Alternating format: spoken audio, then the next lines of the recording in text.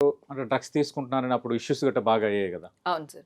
కొందరు తీసుకుంటున్నారని నిజంగా అవును. అలాంటివి ఉంటున్నాయా అలా ధోరణి? అంటే మీరు నాకు ఒకటి చెప్పండి సార్, బయట ప్రపంచంలో డ్రగ్స్ తీసుకోరా? ఇప్పుడు మీ ఛానల్‌లో తీసుకుంటారు. చాలా మంది ఉన్నారు గదా! కొన్ని హ్మ్. వందల మంది వర్క్ చేస్తారు. హ్మ్. ఎవరు మందు తాగుతున్నారు, ఎవరు సిగరెట్ కాలుస్తున్నారు మీరేమైనా చూసొచ్చారా? ఓకే.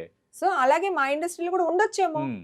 అంటే బయట ప్రపంచంలో గతంలో ఒక లక్ష మంది పెద్ద ఇష్యూ ఉంటారు. అయింది కదా, కాదు విచారణకి సార్. వెళ్ళటము సినిమా అంటే యాక్టర్స్. ఆర్టిస్ట్ అవ్వడం వల్ల, ఓకే, రైట్. సెలబ్రిటీ అవ్వటం వల్ల. సెలబ్రిటీ అవ్వడం వల్ల, హ్మ్. మరి మీ మీద ఫోకస్ ఎక్కువ ఉంటుంది. సెలబ్రిటీస్ 10 మంది ఉన్నారనుకోండి. మాట వరుసకు అనుకుందాం. Right, right. ఓకే. ఓకే. బయట వాళ్ళు 1,00,000 మంది ఉంటారు. కానీ ఆ 1,00,000 మంది మీకు తెలుసా? ఎల్లయ్య, పుల్లయ్య, సుబ్బయ్య గురించి మీరు న్యూస్ ఏస్తారా? అదే మేముంటే జనాలు జూస్తారు. అవును. మమ్మల్ని టార్గెట్ చేస్తారు. మా ఫ్యామిలీని రోడ్డు మీద పాడేస్తారు. ఇప్పుడు నా ఫ్యామిలీ రోడ్డు మీద వచ్చింది కదా సార్. అవును.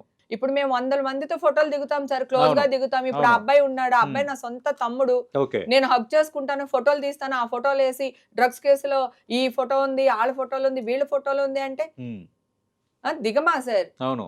మా పిల్లల్ని కూడా వేసేస్తారు సార్ వీళ్ళు.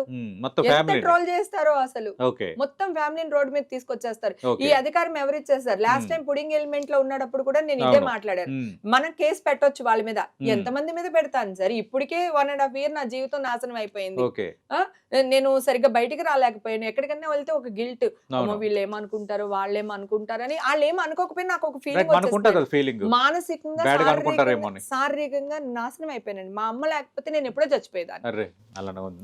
అంటే డిప్రెషన్ సార్. నేను అది అవును. కాదు.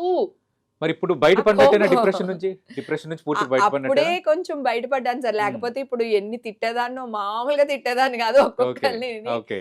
కాకపోతే నేను ఐస్ బాత్ అని ఒక దీనికి వెళ్ళాను సార్ నేను. అక్కడ ట్రైన్ అయ్యి వచ్చాను. తర్వాత నా ఎమోషన్స్, నా బాధ ఏదైతే ఉందో ఓకే. అక్కడ 4 రోజులు మెంటల్లీ ట్రీట్మెంట్ తీసుకున్నాను. స్ట్రాంగ్ అవడం కోసం వెళ్ళారా? అవునండి.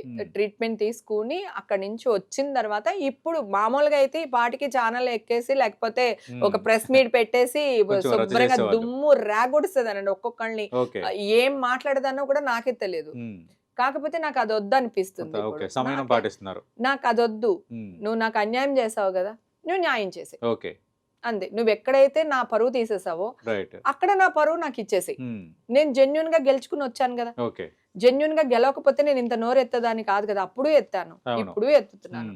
నాకు న్యాయం చెయ్యి. ఓకే. నువ్వు నన్ను ఎదవని చేసావని నేను నిన్ను ఎదవని చేయలేను. ఓకే. ఓకే. ఇప్పుడు నా మైండ్ సెట్ అది కాదు. నేను ప్రశాంతంగా ఉన్నాను. ఓకే. కొంచెం వైడర్ సెన్స్ లో ఆలోచిస్తున్నాను. ఆలోచిస్తున్నాను సార్. ఇది Open ఎక్కడి mind, నుంచి open వచ్చిందంటే mind. ఇది ఎక్కడి నుంచి వచ్చిందంటే అక్కడి నుంచి వచ్చింది. ఓకే.